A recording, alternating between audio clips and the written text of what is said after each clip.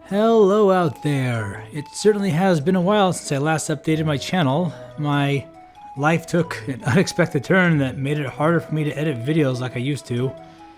I have a couple of long-form debunked videos half made, but I've just not been able to find the time and energy to complete them.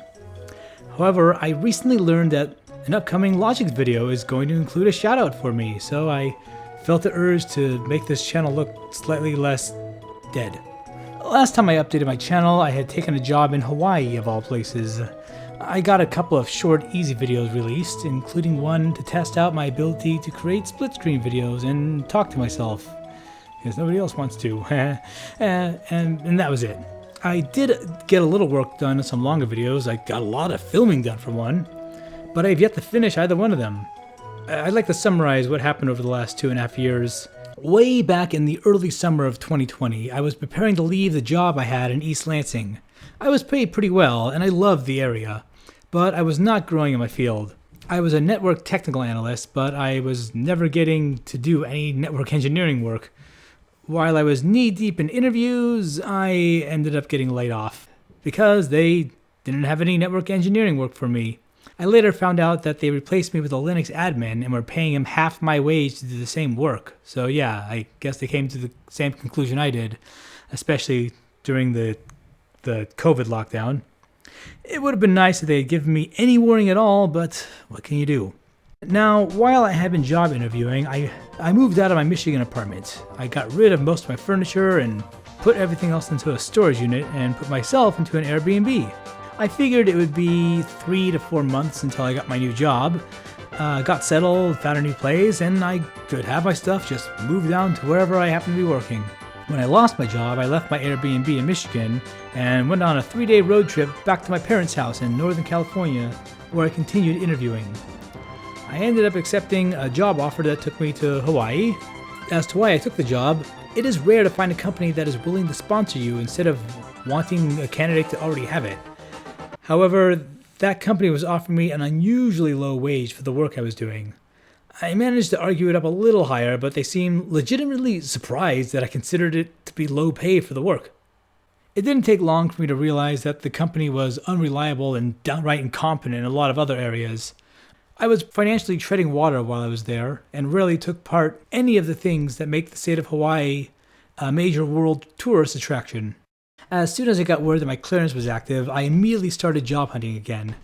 It was an odd way to interview given the time zone. I would usually schedule them for around 4 to 6 a.m. Hawaii Standard Time, since most of those interviewers were 6 hours ahead of me. At least it made it easier to get them done before work.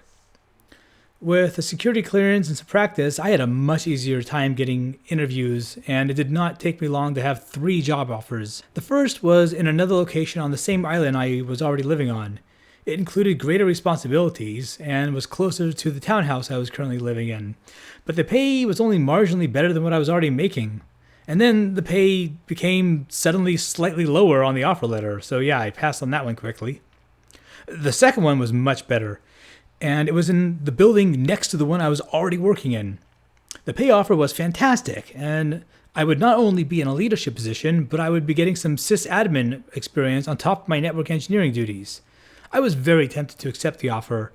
I'd be making plenty of money to live much more comfortably in Hawaii. It seemed like, career-wise, the best choice to build my experience. But I was tired. I was just so tired. Island life isn't for everyone. I told myself it would feel better once I could afford to actually enjoy things instead of just going on a couple of nature walks and eating scrambled eggs and bacon for dinner most nights. If I took this job, I could go out to restaurants, take an occasional trip, just do things to make myself happy. But I just couldn't do it. They were looking for someone to stay in that position for years, and I could not see myself making a long-term life on the island of Oahu and being satisfied with it. So I took the third job offer. I signed on to make about 65% of what I would have made had I taken the second offer. Sounds crazy, right? Well, it actually had some perks that definitely made up for the pay difference. You see, the position I accepted was a 100% travel role, conducting network updates to military bases. This kind of travel role has a lot of benefits. For one, on top of my base pay, I earn per diem every day I'm living there, even holidays and weekends. And then there are the savings. Before leaving Hawaii, I sold my car, so my RAV4 gets to retire in Hawaii, since I did not need a car for my new job. My company provides rental cards while I am on site. I also did not need to pay rent anymore since I lived in hotels with a full kitchen. I saved even more money since my hotels had a breakfast bar to supplement my food purchases. Plus, they were okay with me taking some things from the buffet up to my room to use for ingredients in the meals I cook, like cheese and stuff. So yeah, financially the job was great. But I also loved what I was doing. It was very difficult getting used to my role. I was literally plucked off an island in the middle of the Pacific Ocean after the design phase of the project had already been completed and dropped in during the implementation phase. I enjoyed working with military personnel and learning about how they lived and worked. What I really liked about the work I was doing was getting broad experience with every level of an entire base area network. I was thrown in, had to sink or swim, and I learned to swim. I feel like I gained 5 years of experience in less than one. It was definitely a crazy time. I started off in South Carolina, where I immediately got in a car accident. Then my hat got messed up. And then I got in another car accident. Seriously, South Carolinians cannot drive. The second accident broke my knee, which really sucked. I finished up the job there and got sent to Las Vegas, Nevada. I didn't have as much fun as you think. I was there to help with the hardest part of the job, so the long hours prevented me from exploring too much, though I did take advantage of being near the strip. And the overtime pay was nice. However, all good things must come to an end, and after Las Vegas, there were no sites that were ready for me without having to wait for several months. So I interviewed for a new position working for the same company. The new position in Northern Virginia no longer involved traveling. I got a raise to help make up for the lack of per diem and cost of living coverage, but I still had to find a place to stay and purchase a car. So now, not only am I not saving nearly as much every month, I also have a car loan to pay off. Don't get me wrong, I do like my position. I'm learning neat skills, working on important projects, going to interesting places, and it's nice to be back in the DC area for a while. But the lifestyle I had traveling was great, and I had a lot more freedom in how I worked instead of having some very specific access. The good news is that my old boss really liked me, and he's promised me a position on his next team that will be doing something similar. It's going to be a much larger project, and I'll have even more control and responsibilities, and I'm looking forward to developing in my field. So that raised the question of, where am I going to live until then? Apartments near where I work right now are ridiculously expensive. Most of my money has been stored away in long-term investment accounts, and I had to spend most of what was left on a down payment for my car and some other living expenses. I really did not want to deal with signing a lease, finding furniture and crap, and all just to sell or store everything in a year or so when I'm transferred again. I wanted to be ready to go in as short notice as possible. I even tried the house shop. Something small that I could leave unoccupied and possibly use as a rental, but this just isn't a good time to buy a house. Anything I looked at would end up getting multiple offers from buyers just hours after I stepped foot inside the turret. So I rented an Airbnb. And another. And another. 7 months of Airbnbs and counting.